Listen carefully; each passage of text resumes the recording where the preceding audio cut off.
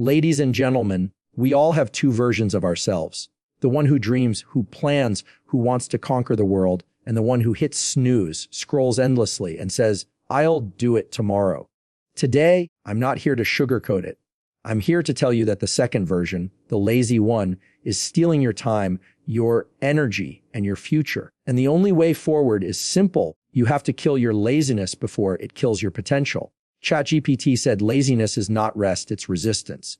When people hear the word laziness, they often confuse it with relaxation, recovery, or taking a break. But there is a huge difference between genuine rest and destructive laziness. Rest is intentional. Rest is fuel. Rest is when you stop for a moment so you can come back stronger, sharper, and more focused. Laziness, on the other hand, is avoidance. Laziness is not the body saying, "I need a break." It's the mind saying, "I don't want to face the challenge in front of me." And that resistance, if left unchecked, becomes the silent thief of progress. Think about it. When you go to sleep after a long day of work, when you take a nap because your body is tired, when you sit in silence to let your mind breathe, those are healthy forms of rest. They serve a purpose.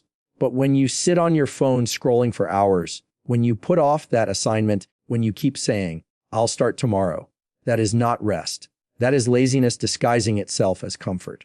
And the danger is, the more you allow laziness to dictate your actions, the more it begins to rewire your identity. You stop seeing yourself as someone capable of taking action, and you start seeing yourself as someone who always finds an excuse. Laziness is resistance because it's not about lacking energy, it's about lacking willpower in the moment. You can have a full night's sleep, a perfectly good morning, and still feel lazy about starting something important. Why? Because the brain resists discomfort. It resists the hard work, the unknown, the effort it takes to step outside of your comfort zone.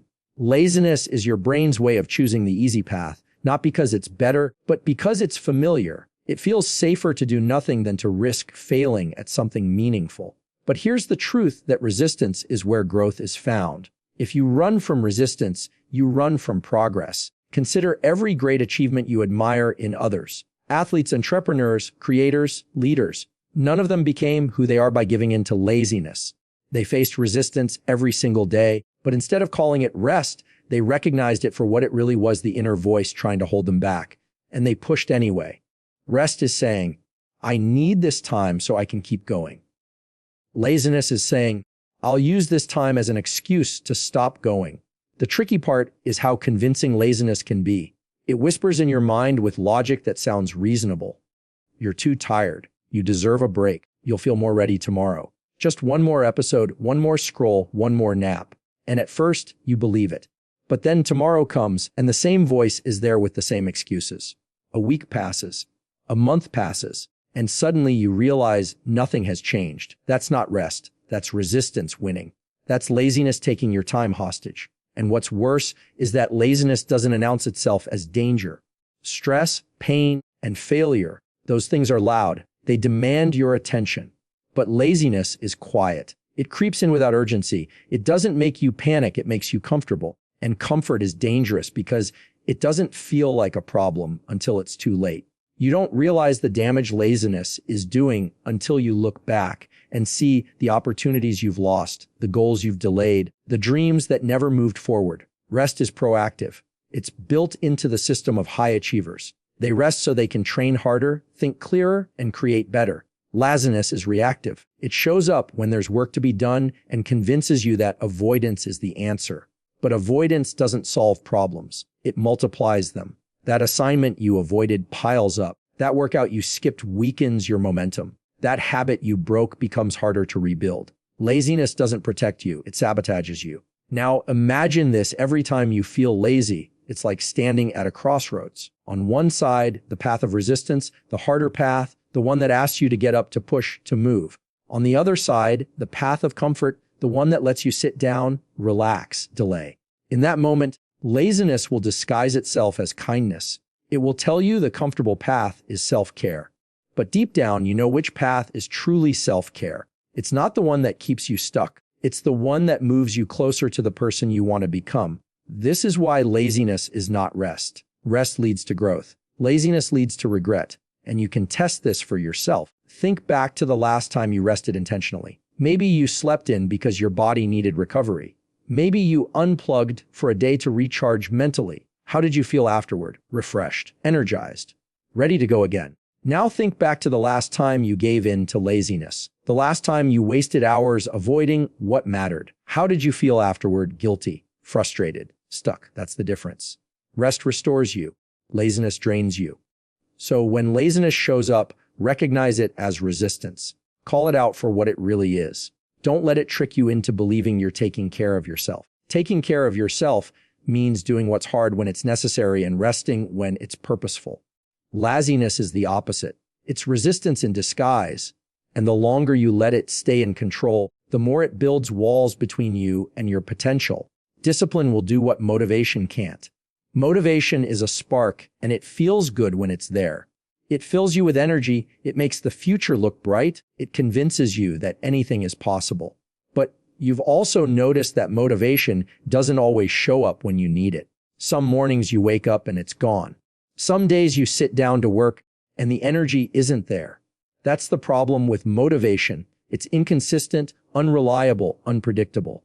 You can't build a strong future on something that comes and goes whenever it wants. That's why discipline is different. Discipline is steady. Discipline doesn't care if you feel like it or not. Discipline shows up even when you're tired, even when you're bored, even when you're not in the mood. Discipline is the muscle that carries you when motivation disappears. Think about this. Every January, millions of people make resolutions. They're motivated. They sign up for the gym, they buy planners, they set big goals. But by February, most of them quit. Not because they didn't want it in January, but because the motivation that pushed them in January wasn't enough to carry them into February. What separates the ones who keep going is not that they stay motivated every day. It's that they built discipline. Discipline tells them, I don't care if you're tired. I don't care if it's raining. I don't care if you don't feel like it. You made a commitment. You show up anyway. That's the difference between people who succeed and people who only dream motivation is about feelings. Discipline is about decisions. Feelings change, decisions can stay. You might feel excited today and exhausted tomorrow. You might feel confident in the morning and doubtful in the evening. If you depend only on feelings, your actions will rise and fall with your mood. But when you build discipline, your actions are no longer tied to feelings. They're tied to choices. You choose to wake up. You choose to study. You choose to train. That choice becomes your anchor. And discipline makes sure you stick to it even when the feelings are gone. Discipline also rewires your identity. Motivation will tell you, you can do it. Discipline will show you, I am the kind of person who does it. When you're motivated, you imagine the future. When you're disciplined, you create it. Every time you show up despite not wanting to, you prove something to yourself. You prove that you are stronger than excuses, stronger than moods, stronger than laziness. And that self-respect builds confidence that motivation alone could never give you. Here's the truth: motivation loves the starting line. It loves the first step because the first step feels exciting. Discipline loves the long road. Discipline is what gets you through the middle when it's no longer exciting, when the novelty is gone, when nobody is cheering. Discipline is what takes you to the finish line because success is not built in the first week. Success is built in the weeks and months when nobody's watching, when you're not inspired, when it feels boring. Motivation disappears in those moments. Discipline carries you through them. People often wait for motivation to strike before they act. They wait to feel ready. They wait for inspiration. But the secret is that motivation doesn't create action. Action creates motivation. And what creates action consistently is discipline. Discipline gets you started when you don't feel ready. Discipline pushes you through when it feels heavy. And once you take action, motivation comes back as a reward. That's why people who rely on motivation go in circles, while people who build discipline create progress that never stops. Imagine two runners. One waits to feel motivated before training. On good days, they run. On bad days, they skip. The other runner doesn't care about feeling motivated. They have a schedule and they stick to it no matter what. After a year, the first runner has trained maybe half the time, while the second runner has trained almost every day. Who's stronger, faster, more prepared? It's obvious, the disciplined one, because talent, dreams, and motivation are nothing without consistency. And consistency is born from discipline. Discipline also teaches you patience. Motivation wants quick results. It wants to see change fast, or else it disappears. Discipline understands that real growth takes time. A body doesn't transform in a week. A skill doesn't master itself in a month. A dream doesn't turn real in a season. Discipline is the bridge between starting and succeeding, because discipline keeps you walking while motivation is busy looking for shortcuts. And when you finally arrive, when you finally succeed, you realize it wasn't motivation that got you there. It was the thousands of small, disciplined choices you made when nobody was watching. And discipline doesn't have to be dramatic. It doesn't always mean running 10 miles or working 18 hours. Sometimes discipline is simply making your bed when you don't feel like it, studying for 30 minutes instead of scrolling, saying no to the extra distraction, going to sleep when you said you would. These are small acts of discipline, but they compound. They create momentum. They build a pattern inside you that says, I do what I say I will do. That pattern becomes your character. That character becomes your destiny. Another thing discipline does that motivation can't. It makes you dependable. Motivation is selfish. It's about how you feel. Discipline is selfless. It's about keeping your word to yourself and to others. The people around you don't trust your motivation. They trust your discipline. They trust that you'll show up when you said you would, deliver what you promised, and push through even when things are tough. And when people see your discipline, they respect you. They follow you. They believe in you, because discipline is leadership in action. It's important to understand that discipline is not natural for anyone at first. Nobody is born disciplined. Discipline is built. It's like a muscle. The more you train it, the stronger it gets. At first, it feels heavy.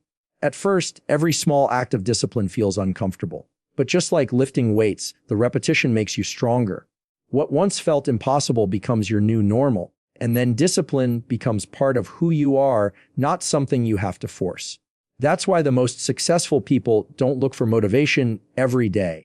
They rely on discipline because they've built it so strong that it carries them forward automatically. Here's another truth: discipline creates freedom. It sounds backwards, but it's real. People think discipline is about restriction, about saying no, about limiting yourself. But in reality, discipline frees you from chaos. Discipline frees you from regret. Discipline frees you from wasting time. When you're disciplined with your money, you have freedom from debt. When you're disciplined with your health, you have freedom from sickness. When you're disciplined with your time, you have freedom to do what matters. Motivation gives you a quick high, but discipline gives you long-term freedom. The biggest trap is waiting for motivation before you act. If you do that, you'll always be waiting. Discipline teaches you that you don't need to feel ready. You just need to start. Start small, start imperfect, start without energy, but start. Because once you start, discipline takes over.